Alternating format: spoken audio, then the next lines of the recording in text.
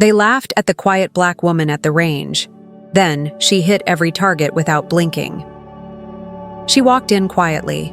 No bodyguards, no fanfare. Just an old, silver-haired black woman in a plain cotton shirt, faded jeans, and shoes that had seen better days. Her rifle case looked even older, scuffed and weathered like it had stories of its own. Inside the room, the smell of gun oil, leather, and rich cologne floated in the air. It was America's most elite shooting range. Porsches and Teslas packed the parking lot outside. Inside, every man wore expensive gear. Some had tactical watches, some wore glasses that showed wind speed and target distance. All of them paused when she entered. "Who let Grandma in?" someone whispered. A younger man in a tailored suit nudged his friend and laughed. "Perfect. Let's watch her fail." Another one said under his breath, "Probably doesn't even know which way the bullet goes." But she didn't flinch. She didn't even look at them. She just kept walking with calm steps and steady hands. Her name was Naomi, but nobody here knew that. Not yet. Her niece, Alana, walked beside her, young, sharp-eyed, and nervous. Alana was a journalist, and she'd brought Naomi here for her article about elite hobby spaces. She thought her aunt would just watch, but Naomi had asked to participate. Alana hadn't expected that. Colt Reading, the man who owned the range, was already smiling like he smelled something funny.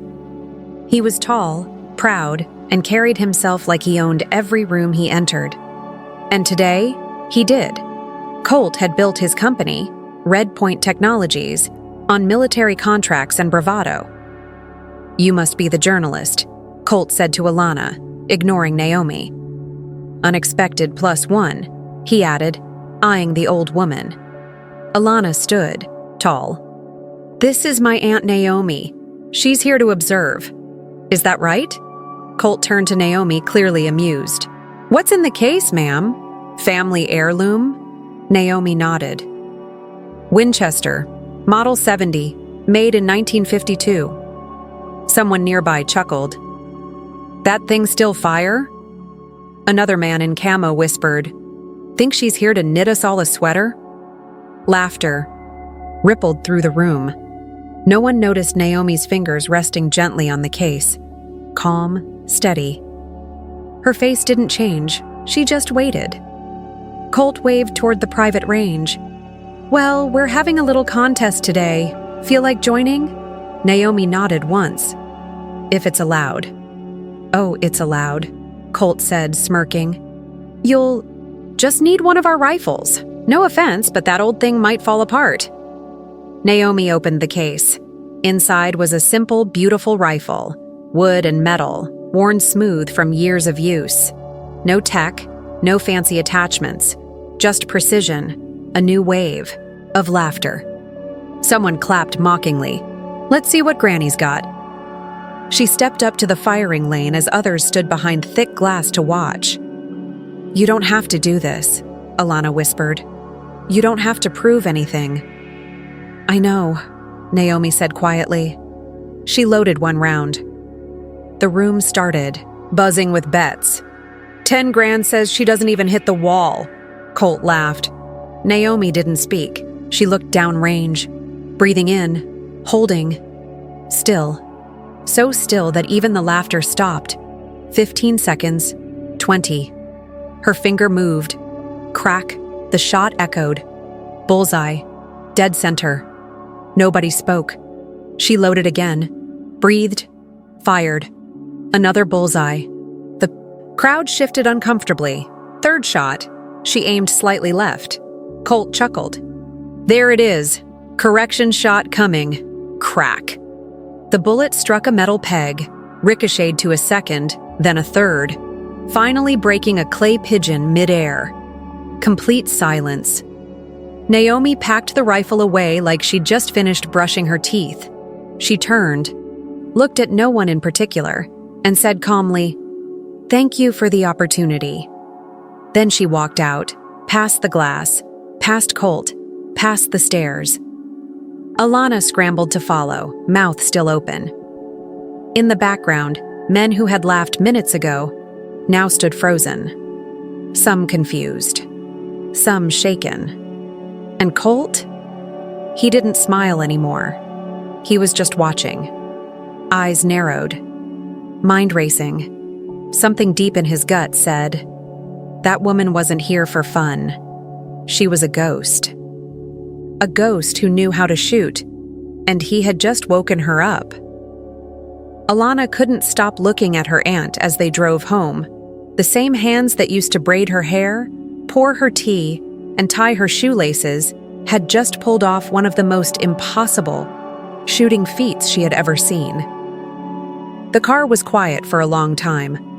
Naomi didn't speak. She kept her eyes on the road, calm as always.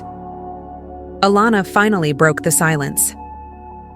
Aunt Naomi, what happened back there? Who are you? Naomi gave a soft smile without turning her head. You wanted contrast for your story, right? Well, there it is. That's not what I meant, Alana said. No one shoots like that. Not even the guys in the military videos I've watched. Naomi shrugged gently. I've had time to practice. They pulled into the driveway of Naomi's small house. It looked the same as always, paint a little faded, flowers blooming under the window, the porch swing still creaking in the breeze. A quiet home, peaceful, ordinary, but nothing about today had felt ordinary. Inside, Naomi hung up her jacket, washed her hands, and went straight to the kettle. Tea? Alana followed her into the kitchen. You just hit a flying target after ricocheting off 3 metal pegs. And now you're offering me tea? Naomi chuckled softly. Why not? A little tea helps everything feel more normal. Alana took a deep breath and sat at the table. She looked around the house, the walls, filled with family pictures, old birthday cards, shelves with worn books and folded quilts. It was the home of someone who baked pies, not someone who hit 400-yard targets without blinking. She spotted a photo in a wooden frame, a younger Naomi standing beside a man with kind eyes. They were on a farm. Naomi was holding a small rifle. She looked maybe 12. Is this you? Alana asked, picking it up. Naomi nodded. That's my grandpa. He taught me to shoot, said it wasn't about speed. It was about breathing, patience, and knowing yourself. Alana looked at her aunt. That can't be all. You weren't just good today. You were perfect. Naomi poured hot water over 2 tea bags and placed 1 mug in front of Alana. She sat down, hands wrapped around her cup. When I was your age, she began, a man came up to me after a shooting competition, said I had a gift. He wore a plain shirt, had military eyes. He gave me a card and said, "This shouldn't go to waste." I didn't think much of it at the time. You joined the army? Alana guessed. Naomi nodded. I told the family I worked in logistics, supply lines, paperwork, and it wasn't a lie, not on the surface. Alana leaned forward. But sometimes, Naomi said, you end up where the paperwork doesn't go, where no one asks questions, where no one is supposed to remember. Your name, Alana's eyes widened. You're saying you were part of something off the record? Naomi stirred her tea. Let's just say I worked with people who didn't exist, on missions that never happened. Alana felt a chill. You've never talked about this before. There was nothing to talk about, Naomi said gently. No medals, no official records, just a quiet discharge and a peaceful garden. Alana shook her head slowly. That man at the range, Colt, he tried to humiliate you. Why didn't you say anything to stop him? Naomi smiled, a little sad now. Because people like that don't hear words. They only listen to silence after the shot's been fired. Outside, the sun was setting. The last light fell across. Naomi's hands, calm, steady, still holding her mug like it was nothing special. But Alana could see it now. Those were hands that had done things the world wasn't allowed to know. I want to write about this, Alana said softly. Your story, even if I can't use your real name. Naomi looked out the window. Why now? Because I think people need to hear it, about who you were, what you did, what it cost you. Naomi looked back at her niece and studied her face. You're serious? Alana nodded. I won't publish anything without your say-so, but I want to understand. I want the world to understand. Naomi was quiet for a long time. Then she got up and walked to a small drawer in the corner. She pulled out an old yellowed newspaper, clipping, and handed it to Alana. It showed a teenage girl holding a trophy, rifle in hand. The headline read, Local Girl Beats Adults in County Shooting Match. Everything changed after that, Naomi said quietly. A man watched me shoot, said I was wasting talent on tin cans. Alana read the article again, then looked up. Who? Was he? Naomi turned back to the window. I never knew his real name. Alana sat on the living room floor, the old newspaper still in her hands. She kept reading the same sentence over and over, even though she had already memorized it. Naomi Harris, 17, surprised judges and competitors alike by placing first at the annual shooting competition, beating all adult marksmen. No one in the article had expected her to win, but she had. She looked up at her aunt, who stood quietly by the window, arms crossed, watching the garden like something might move out there. So what happened after the man gave you that card? Alana asked. Naomi turned, her eyes far away. I tucked it into my pocket, forgot about it for a while. College didn't work out. Money was tight. Options were few. Small-town Mississippi didn't offer many roads forward, especially not for girls like me. Black girls? Alana asked gently. Naomi gave a tired smile. Girls who didn't have the right last name, the right bank account, or the right skin, so you called the number. I did. A month later, I was in boot camp. Alana leaned in. But you told everyone you were in supplies, clerical stuff. I was, at first. Naomi sat down across from her.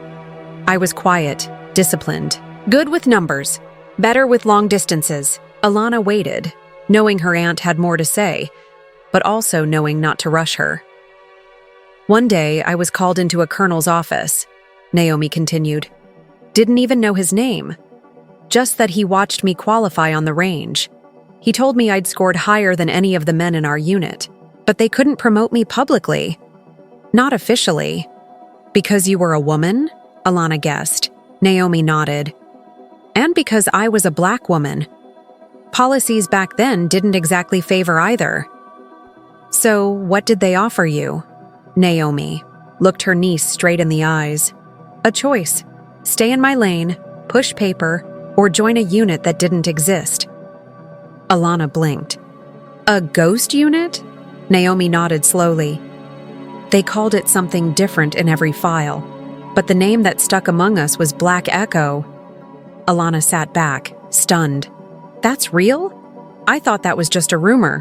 One of those military myths. It was supposed to be, Naomi said. That was the point.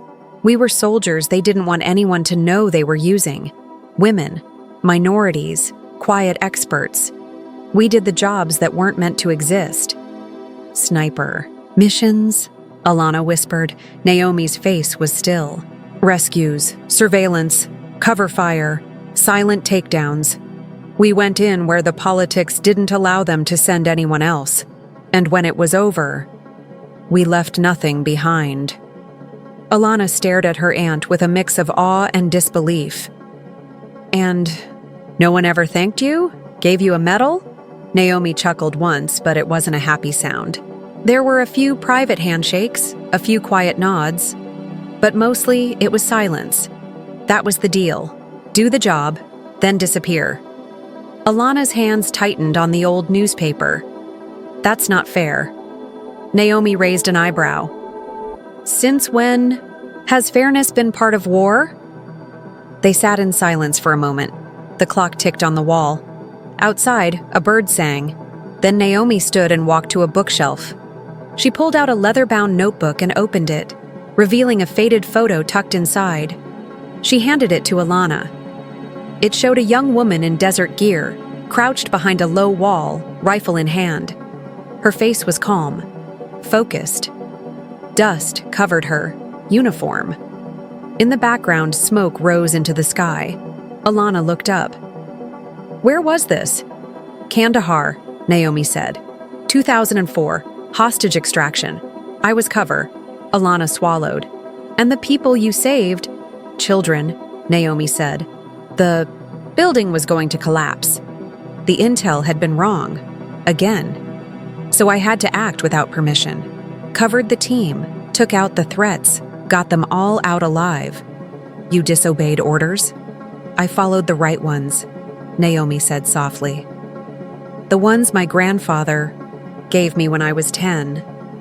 Don't aim at anything you're not ready to destroy. And don't walk away from someone who needs saving." Alana ran her thumb across the edge of the photo. "Why didn't you ever tell us?" "Because we were told never to speak of it. Not to family. Not even to each other." Naomi sat, back down and looked tired in a way Alana hadn't seen before. "And over time, it became easier to be forgotten." Alana's heart ached. "But you're not forgotten. Not anymore." Naomi gave her a look that was almost proud. "No, not since you brought me to that range." Alana looked down. "I didn't know. I thought it would just be a funny contrast. Rich men and an old woman with a rusty rifle." Naomi smiled gently. "It was funny, for about 5 minutes." They both laughed, softly, quietly, like letting air out of something too tight for too long. Then Alana stood. "I want to write it, all of it, even if I have to call it fiction." Naomi nodded. "Write it, but tell the truth between the lines." Alana's voice was steady. "I will." Outside, the last light of day was fading. Naomi walked out to the porch and looked at the stars starting to blink in the sky. She whispered something under her breath, too low for Alana to hear. It sounded like a name or maybe a code. Naomi sat at the kitchen table the next morning, slowly flipping through pages of an old notebook, her handwriting neat, careful, almost too neat. It wasn't a diary. It was a record. Coordinates, names, dates. All of it coded in a way only someone like her could understand. Alana stood nearby, watching her aunt with a new kind of respect. "Do you still think about it?" she asked quietly. "The missions? The people?" Naomi didn't look up. "Every day, most nights too." The notebook closed with a soft snap. "But I don't regret it," she added. "I regret the lies. I regret the silence, but not the work." Before Alana could reply, Naomi's phone buzzed on the counter. Blocked number. She answered without hesitation. "Ms. Harris," said a smooth male voice.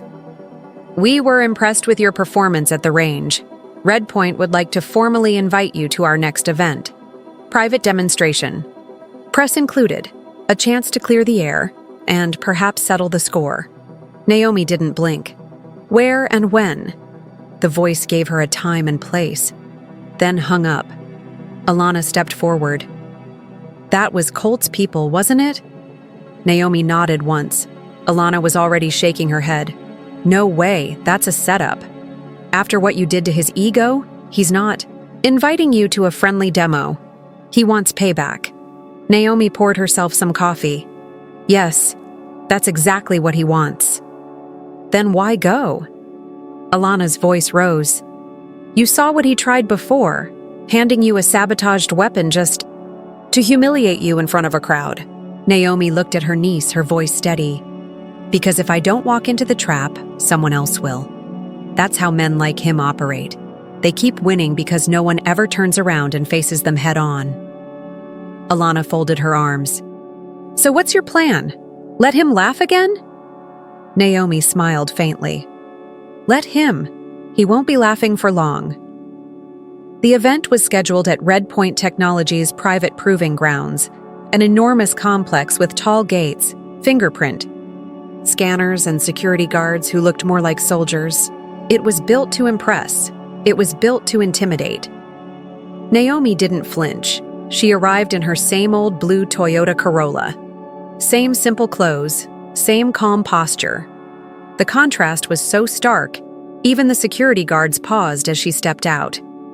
Inside, everything gleamed. Chrome, glass, sharp suits, and colder smiles. Alana walked beside her, clutching a press badge borrowed from a friend at her magazine. Her camera bag was heavier than usual. Tucked inside were backup batteries, a hidden audio recorder, and one very important lens that could transmit live. The crowd was already buzzing when they entered. Colt Reading stood center stage, arms open, smile wide but sharp as glass. "Ms. Harris," he said, loud enough for the cameras. "So glad you accepted our invitation. I think everyone here is eager to see that famous aim of yours again." Naomi gave a small nod. "Thank you for having me." Colt gestured to a table where a new rifle sat waiting. "We've prepared something special for you, Redpoint's latest precision model, advanced optics, custom grip, calibrated for today's wind." Naomi approached the weapon, her eyes scanning every bolt, every groove. From behind her, someone muttered, "She's going to break it just picking it up." Laughter again, soft, poisonous. Naomi didn't react. She only ran her hand along the barrel. "Clean work," she said calmly. "But the scope's been adjusted 5 degrees off true zero." Colt blinked. Naomi adjusted the rifle back to proper alignment, without any tools. Just her eyes. Just her instincts. Then she looked at the technician beside her. "Tell your boss next time to sabotage the gun in a way that isn't so obvious." The man froze. Naomi stepped past him and took her place at the shooting lane. Alana gritted her teeth. She wanted to yell. She wanted to scream. But Naomi's voice in the car echoed in her mind. "Let them laugh first. That's the only way they know how to start." Colt walked to the microphone. "Ladies and gentlemen, for your entertainment. Today, we've arranged a live challenge. Ms. Harris will face off against Redpoint's most advanced targeting system, our new AI-powered sniper drone, Aura 7. A screen behind him flickered to life, showing a sleek gray machine rising on a hover platform. Cameras zoomed in on it from every angle. "This," Colt said proudly, "is the future. No fatigue, no mistakes, no emotion." The audience applauded. Naomi loaded a single round into her rifle. Colt turned. "Ready, Ms. Harris?" Naomi didn't answer. She raised her rifle.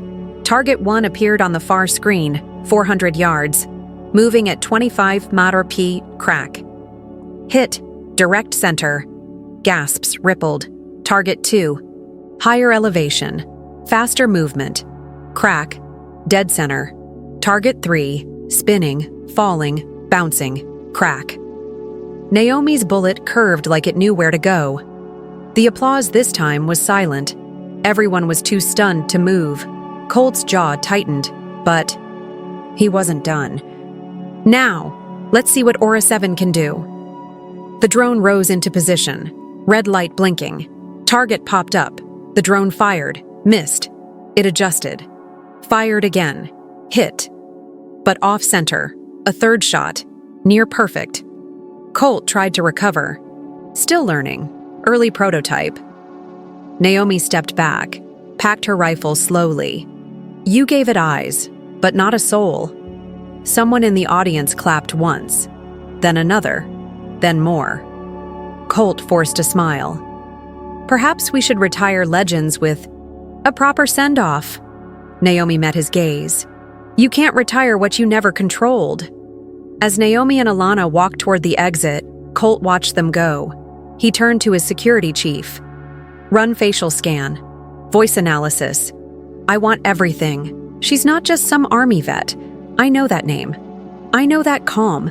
I just can't prove it. Yet." Outside, Naomi slipped on her sunglasses. The air smelled clean, cold. Alana looked at her, still stunned. "Why didn't you let me record all that?"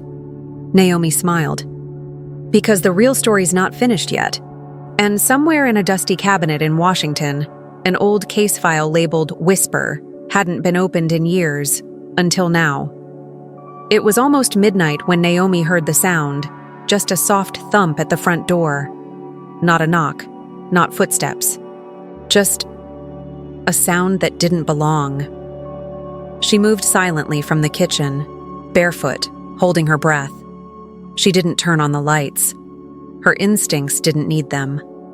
The porch creaked once, then went quiet again. She waited.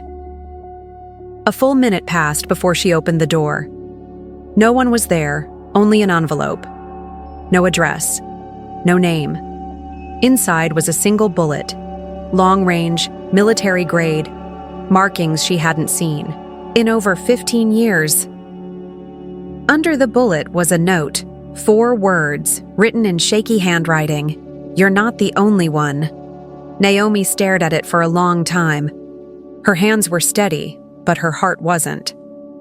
That kind of bullet had only ever been used by one person she knew, someone the world believed dead.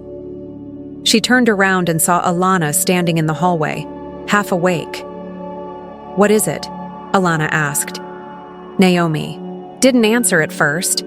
Then she quietly folded the note and tucked it into her pocket. "Someone from the past," she said. "Someone who knows what's coming."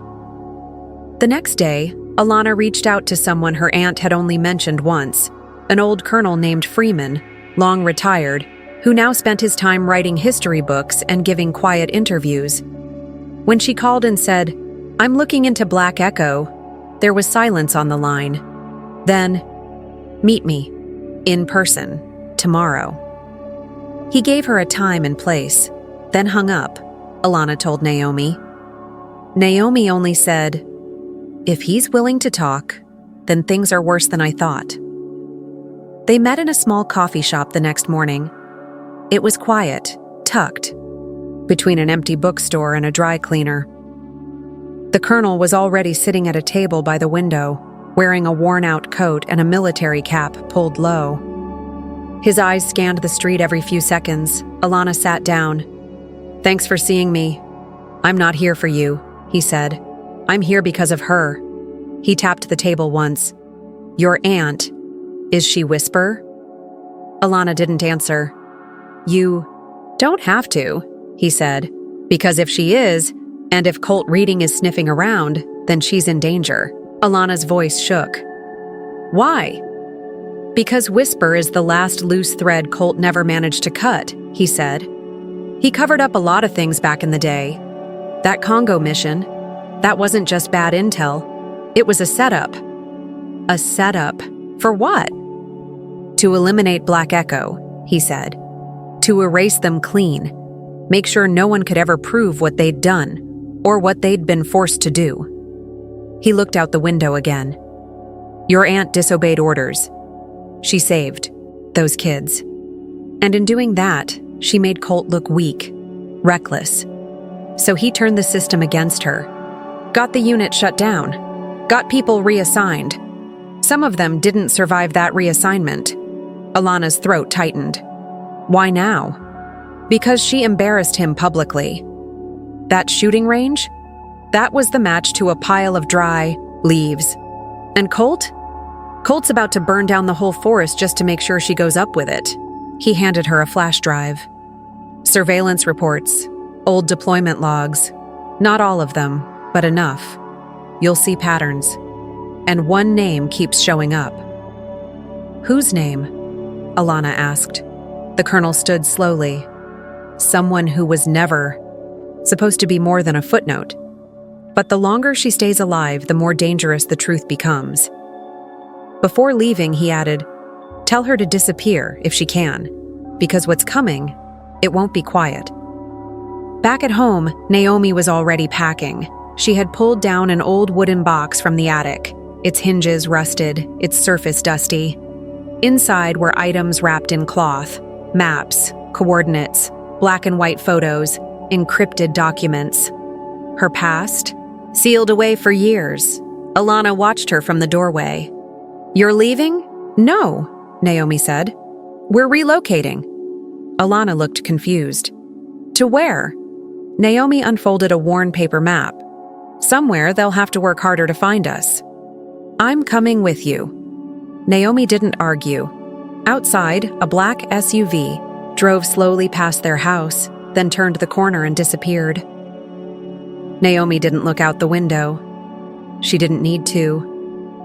"I need to show you something," she said quietly. She opened a trapdoor in the hallway closet. Beneath it, a narrow staircase led down to a dark space, dry, cold, and silent. Alana followed her in. The basement looked ordinary at first. Then Naomi moved aside a heavy cabinet, revealing a steel door with a keypad. 4 numbers. She typed them in without hesitation. The door clicked. It swung open to reveal a hidden room. Inside, weapons lined one wall, surveillance equipment on another. Folders, thick with documents, sat in a sealed drawer, and in the center, mounted on the wall, was a sniper rifle, old but beautiful, worn but cared for. Alana stepped forward, slowly. "Is that yours?" Naomi nodded. This rifle ended wars that never made the news. And now, it may need to end one more. Alana turned to her. "What do we do?"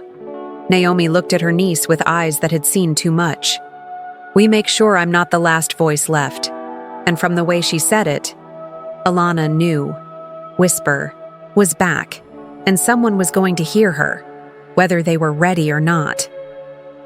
Naomi sat at the edge of the narrow bunk inside the cabin, staring down at a single bullet resting in her palm. The same kind she used in Kandahar, back when she didn't sleep for days. The same kind used by one man in the world who could match her breath for breath. It was his calling card, Rangers. She hadn't heard that name in 15 years, Alana. Was upstairs sorting equipment, radio gear, burner phones, backup batteries.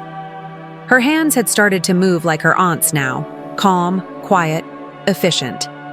She'd stopped asking why and started asking what's next. Naomi took a slow breath and rose. The old rifle, her long-range TAC 338, rested in its case like it had never stopped waiting for her. She wiped it with a clean cloth and started assembling it by feel, every click and snap a familiar rhythm in her fingers. Then came the knock. Just once. Slow. Heavy. Naomi didn't reach for the door. She reached for the hidden lever beside the kitchen stove, which cracked the sidewall just enough to peek out unseen. She saw him before he moved. Tall, bearded, face older, wearier, but posture straight and sure. Same hands, same eyes. She opened the door. For a moment, no words passed between them. He looked at her and whispered, "Still breathing, whisper?" Naomi gave the faintest smile. "Took you long enough." He stepped in without asking. Alana turned. The corner just as Naomi shut the door. She froze when she saw him. The resemblance to the photo in her notebook was unmistakable. This was Ranger, her aunt's former spotter, the man who'd supposedly died in 2006. He offered her a nod. "You must be the journalist." She blinked. You're real?" "More or less," he said. "Though I've been pretending not to be for a while." Naomi motioned to the small wooden table. "Sit. Tell me what you know." Ranger laid out a thick envelope and spread the contents across the table. Surveillance photos, internal memos, floor plans of Red Point's facility, and a list of private military contractors with one employer in common. Colt reading. "He's been planning this for years," Ranger said, "erasing every loose end tied to Black Echo. Maria in Venezuela, James in Oregon, both gone." Naomi's voice was tight. "I warned them, told them to stay invisible." "They tried," Ranger said softly. "Didn't matter." Alana flipped through the photos, Colt standing beside a drone prototype, shaking hands with military brass, smiling for the cameras. "Why now?" she asked. "Why is he pushing so hard again?" "Because the timing is perfect," Ranger said. "He's about to launch Aura 7 worldwide. The contracts he wants, they're massive, billions, but there's still one risk." Naomi nodded. "Me. You," Ranger agreed. "You're the one thing that proves the myth is real, that Black Echo existed, that his operation in Congo was a cover-up, and you broke protocol to save innocent lives." Alana frowned. "He wants to erase you to protect his legacy?"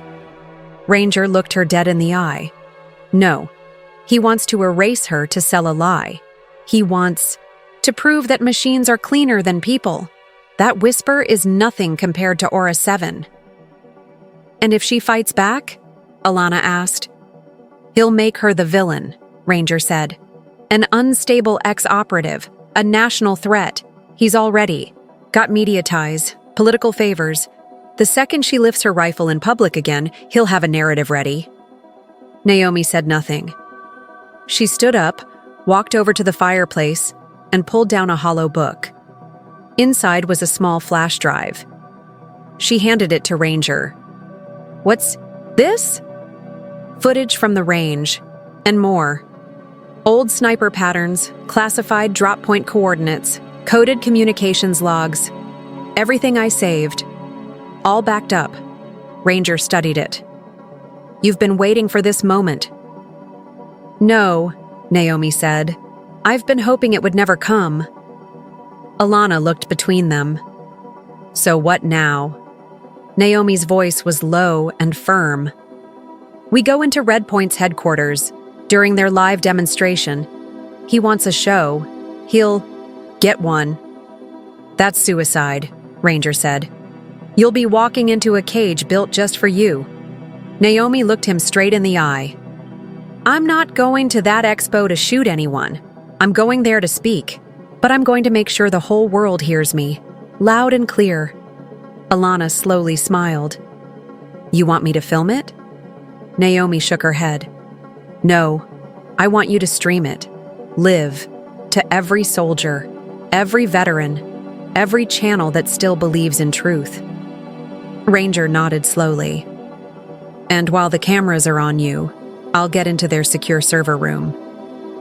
"We leak everything," Naomi said. "Black Echo missions, Congo, the missing files, the proof." "And if Colt tries to stop you?" Alana asked. Naomi reached for her rifle case, zipped it open, and ran her fingers along the barrel. "He won't." That night, as the three of them reviewed the plan, Alana caught Naomi sitting by the window alone. Moonlight brushed across her face, and for the first time she looked tired, not physically, but in her soul. Alana sat beside her. "You're not scared, are you?" Naomi looked at her niece and spoke so softly it barely registered. "I've been scared since 1984. Alana leaned in. "Then why are you doing this?" Naomi's eyes didn't blink. "Because if I don't, I'll spend the rest of my life wondering who else they'll bury for truth." A moment passed. Then Naomi added, "And because they already erased me once, I won't let them do it again." Outside, the wind picked up, but inside, Whisper was steady, and in the morning, the world would remember her name. The sky over Virginia was a hard blue that morning. Cold wind cut across the fields outside Red Point Technologies' main facility, sharp and dry, like it knew what was coming. Inside the steel gates, security teams moved with purpose. Everything about the building was sleek, expensive, untouchable.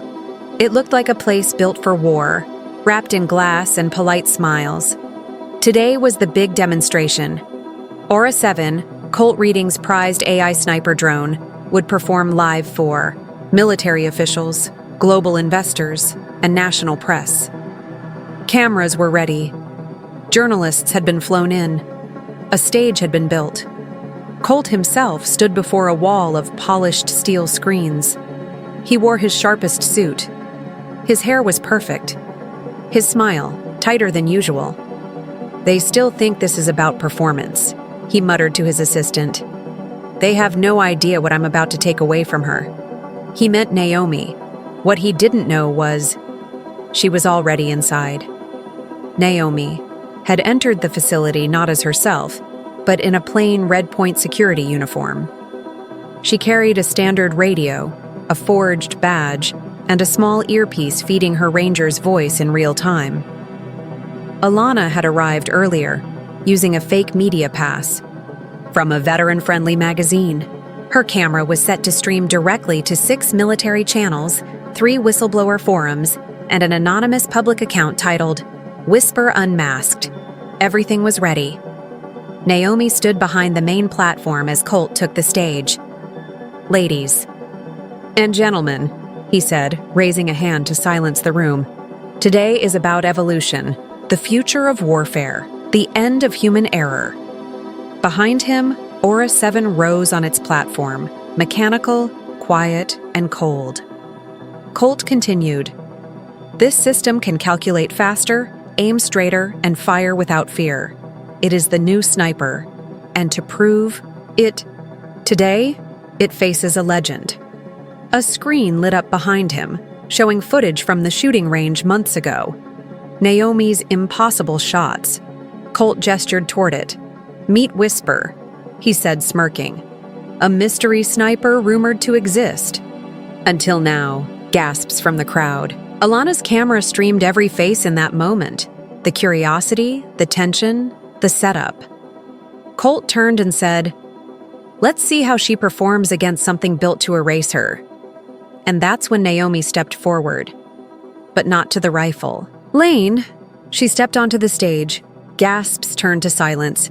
She took the microphone from Colt's hand without asking. He froze. He hadn't expected her to speak. He expected a stunt, a collapse, something humiliating. But Naomi's voice was calm, firm. "You want to erase me?" she said. "Erase what I've done? What my people did in the dark while this country looked the other way?" The room was frozen.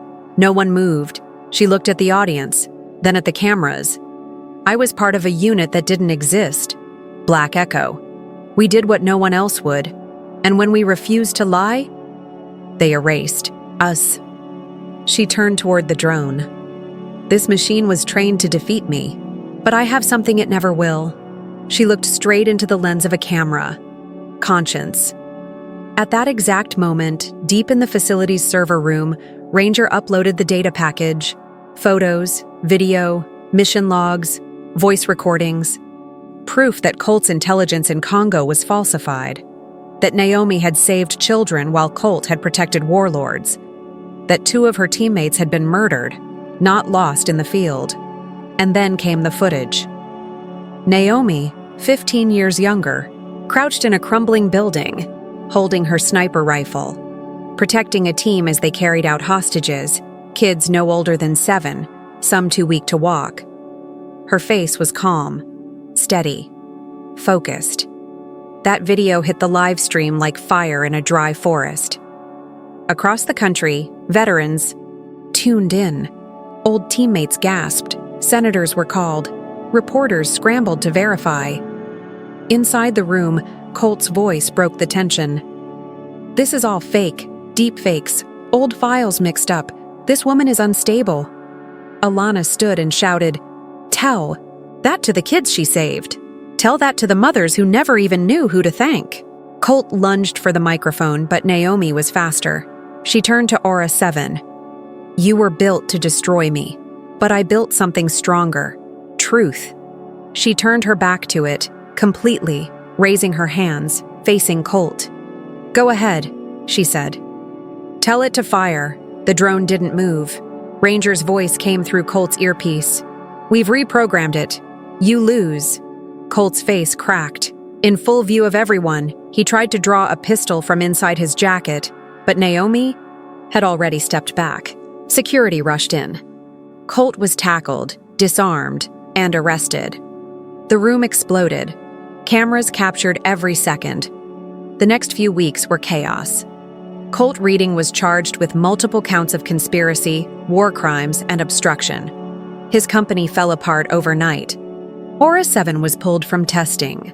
Congress opened hearings into Black Echo, and Naomi? She was finally named, not as a ghost, not as a myth, as a hero.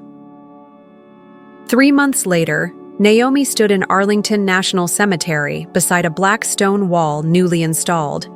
It bore no military logos, just a single title. In memory of those who served in silence, etched in the stone, were the code names of 12 operatives: Whisper, Ranger, Cipher, Shadow, and others. Alana stood beside her, holding a book. Whisper, the soldier they tried to erase. It had become a bestseller, required reading at 2 military academies. Naomi looked at her niece. "I never wanted fame," Alana smiled. "You didn't get fame. You got truth." Naomi nodded slowly. Nearby, a girl no older than 10 stood with her father, pointing at Naomi. "Is that the woman from the story?" Her father nodded. "That's Whisper." The girl stepped closer. "Can I learn to shoot like you one day?" Naomi smiled and knelt beside her. "You can. But first, I'll teach you how to breathe." As the sun lowered behind the stone wall, Naomi stood tall, not hidden, not erased, remembered, and for the first time in decades, she felt seen.